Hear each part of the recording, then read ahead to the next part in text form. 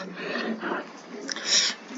बार फिर से आपका अपना चैनल अमरजीत एजुकेशनल में मैं आप लोगों का स्वागत करता हूं। आज मैं क्लास 10th का हिंदी चैप्टर 1 श्रम विभाजन और जाति प्रथा, इसका पूरा क्वेश्चन आंसर एक ही वीडियो में क्लियर करूंगा, इसलिए वीडियो को लास्ट तक देखें।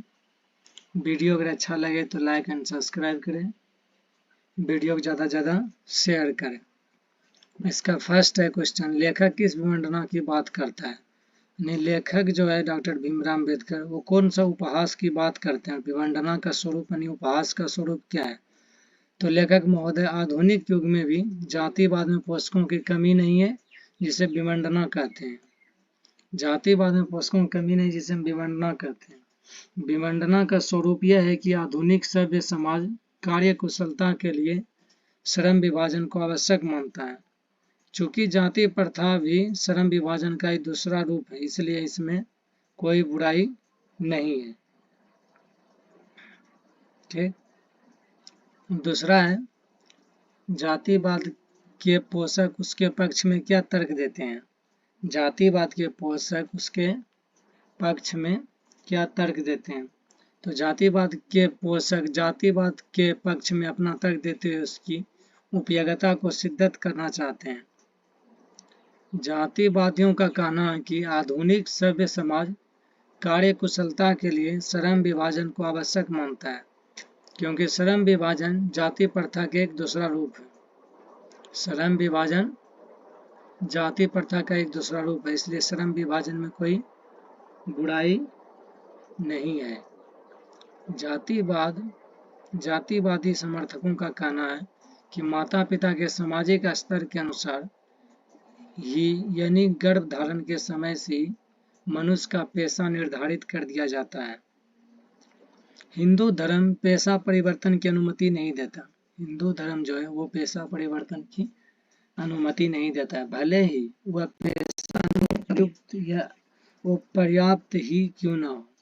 भले ही उसे भूखे मरने की नौबत आ जाए, लेकिन उसे अपनाना नहीं होगा। जातिवादियों का कहना है कि परंपरागत पेशों में व्यक्ति दक्ष हो जाता है और वह अपना कार्य सफलतापूर्वक संपन्न करता है। जातिवादियों ने जातिवाद के समर्थन में व्यक्ति की स्वतंत्रता को उपहत कर सामाजिक बंधन के दायरे में जीने मरने के लिए विवश कर दिया जाता है। उनका कहना कि इससे सामाजिक व्यवस्था बनी रहती है और वो राजकता नहीं फैलती। तीसरा है, जातिवाद के पक्ष में दिए गए तर्कों पर लेखक की प्रमुख आपत्तियां क्या है? जातिवाद के जो पक्ष थे डॉक्टर भीमराव अम्बेडकर, उसमें क्या क्या आपत्तियां बताइए, दोष बताइए, इसके बारे में नीचा देखना है। लेखक के दृष्टिकोण में जाति प्रथा गंभीर दोषों से युक्त होता है। लेखक की दृष्टि में जाति प्रथा गंभीर दोषों से युक्त है। जाति प्रथा का श्रम विभाजन मनुष्य की स्वेच्छा पर निर्भर नहीं करता। मनुष्य की व्यक्तिगत भावना या व्यक्तिगत रुचि का इसमें कोई स्थान या महत्व नहीं रहता। आर्थिक पहलू से भी अत्यधिक हानिकारक जाति प्रथा है। आर्थिक पहलू से भी अत्यधिक हानिकारक जाति प्रथा है। जाति प्रथा मनुष्य की स्वाभाविक प्रेरणा, रुचि व आत्मशक्ति को दबा देती है और साथ ही वो स्वाभाविक नियमों में जकड़कर निष्क्रिय भी बना देती है।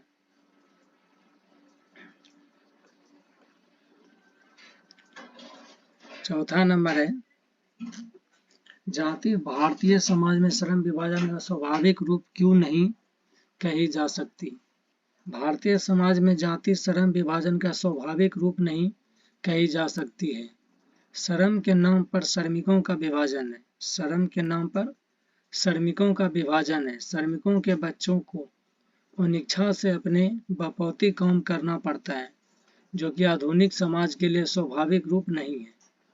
जो कि आधुनिक समाज के लिए स्वाभाविक रूप नहीं है। 5 नंबर है, जाति प्रथा भारत में बेरोजगारी का एक प्रमुख और प्रत्यक्ष कारण कैसे बनी हुई है? जाति प्रथा मनुष्य को जीवन भर के लिए एक ही पेशे में बांध देती है। भले ही पैसा अनुपयुक्त या वो पर्याप्त होने के कारण वो भूखे मर जाए। जो जाति प्रथा होता है मनुष्य के जीवन भर के लिए पैसे में बांध देती है, भले वो पैसा अनुपयुक्त या वो पर्याप्त होने का वो भूखा मर क्यों नहीं जाए। तो यही सब दूर करना चाहता है भीमराव अम्बेडकर, इसलिए श्रम विभाजन जाति प्रथा।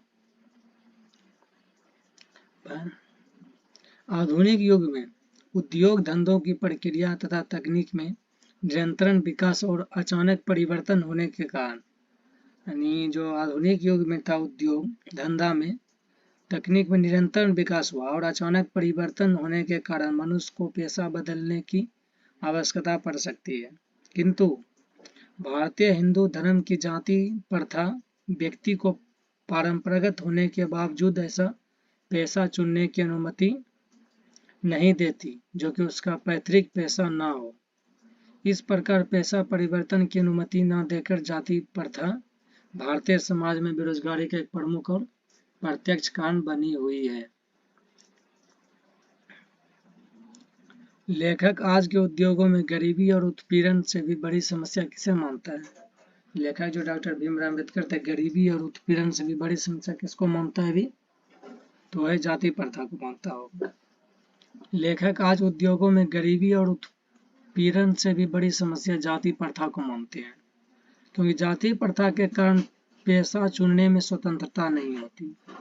पेशा चुनने में स्वतंत्रता नहीं होती। मनुष्य की व्यक्तिगत भावना तथा व्यक्तिगत रुचि का इसमें कोई स्थान नहीं होता।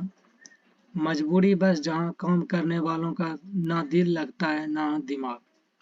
कोई कुशलता कैसे प्राप्त की जा सकती, अतः यह निर्विवाद रूप से सिद्ध हो जाता है। आर्थिक पहलू से भी जाति प्रथा हानिकारक है। आर्थिक पहलू से भी जाति प्रथा हानिकारक है।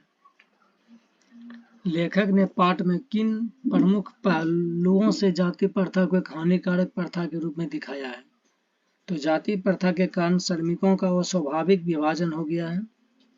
आपस में उच्च नीच का भावना भी विद्यमान है और जाति प्रथा के कारण अनिच्छा से पुश्तैनी पेशा अपनाना पड़ता है, जिसके कारण मनुष्य की पूरी क्षमता का उपयोग नहीं होता। आर्थिक विकास में भी जाति प्रथा बाधक है। आर्थिक विकास में भी जाति प्रथा बाधक है। सच्चे लोकतंत्र की स्थापना के लिए लेखक ने किन विशेषताओं को आवश्यक माना है? डॉक्टर भीमराव अम्बेडकर ने सच्चे लोकतंत्र की स्थापना के लिए निम्नलिखित विशेषताओं का उल्लेख किया गया है। जैसे सच्चे लोकतंत्र के लिए समाज में स्वतंत्रता, समानता और भ्रातृत्व भावना की वृद्धि हो। सच्चे लोकतंत्र के लिए समाज में स्वतंत्रता, समानता और भाईचारा का भावना होना चाहिए।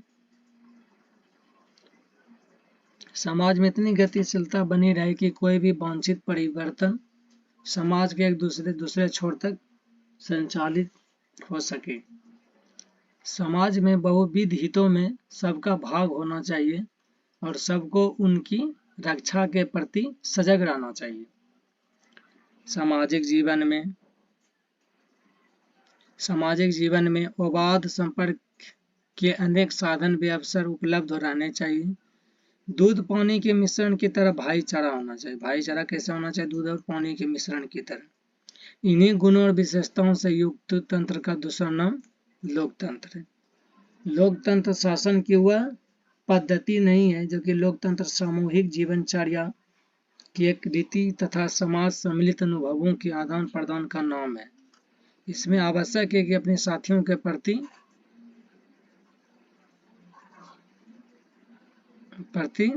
श्रद्धा व सम्मान भाव। इसका फर्स्ट क्वेश्चन, संविधान सभा के सदस्य कौन कौन थे?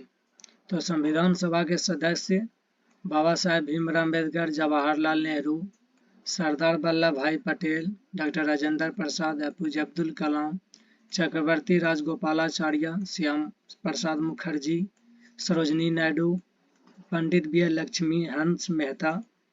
ये सभी थे संविधान के निर्माण करने में, लेकिन इसका सबसे मुख्य योगदान किसका था? डॉक्टर भीमराव अम्बेडकर के।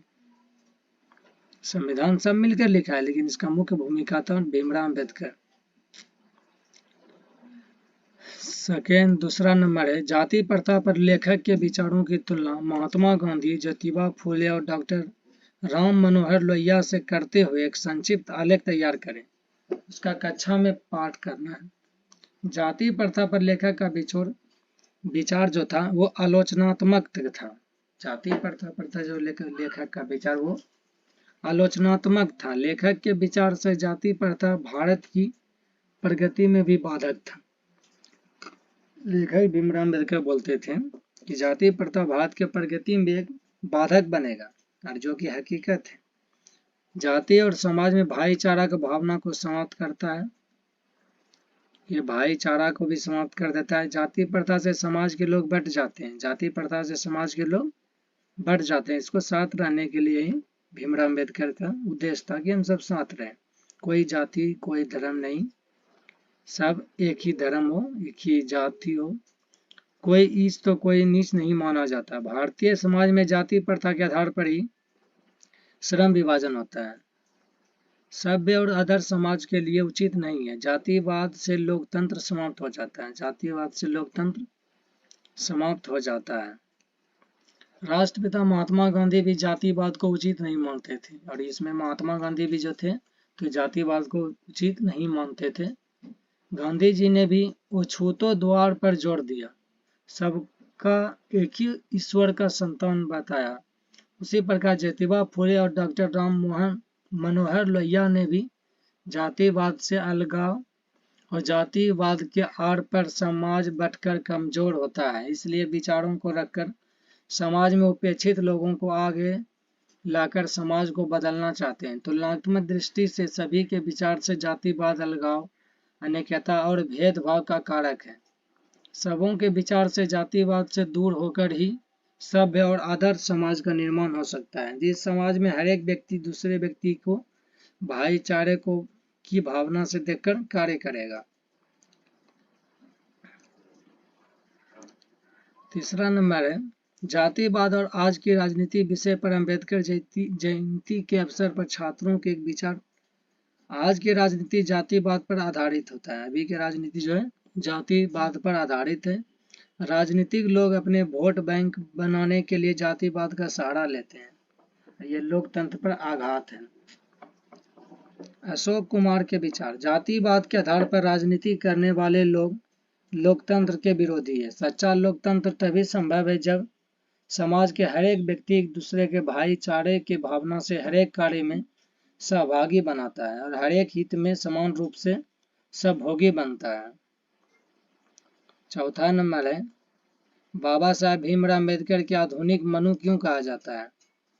बाबा साहेब भीमराव अम्बेडकर मनु रूप में जाने जाते हैं क्योंकि प्राचीन व्यवस्थ मनु से मनुस्मृति के माध्यम से जातिवाद के संपर्क रूप में वर्ण व्यवस्था को उचित बताकर सभी के लिए श्रम विभाजन आवश्यक बताया। लेकिन अम्बेडकर जी जातिवाद के आधार पर श्रम विभाजन और स्वाभाविक विभाजन कह जातिवाद की आलोचना की।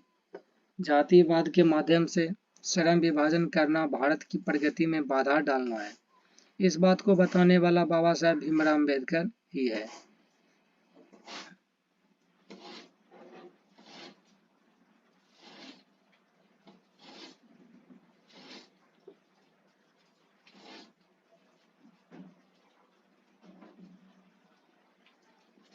इसका पार्ट 1 है।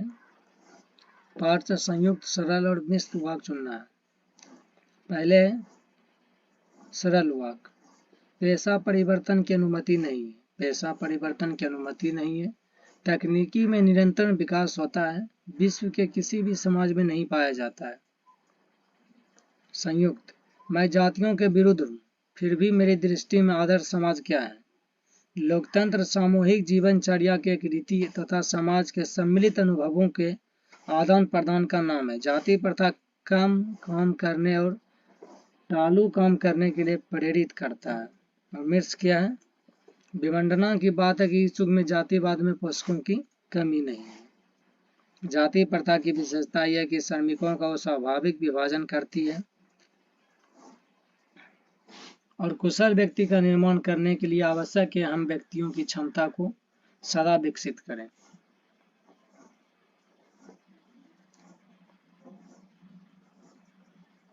अब है विलोम सद, दूसरा में विलोम सद था सभ्य के, वो सभ्य विभाजन के हो जाएगा संधि, निश्चय के और निश्चय, ऊंचा के नीच, स्वतंत्रता के परतंत्रता, दोष के निर्दोष, सजग के निर्जग, रक्षा के और रक्षा, और पूर्व निर्धारण के पर निर्धारण, पूर्व निर्धारण के पर निर्धारण।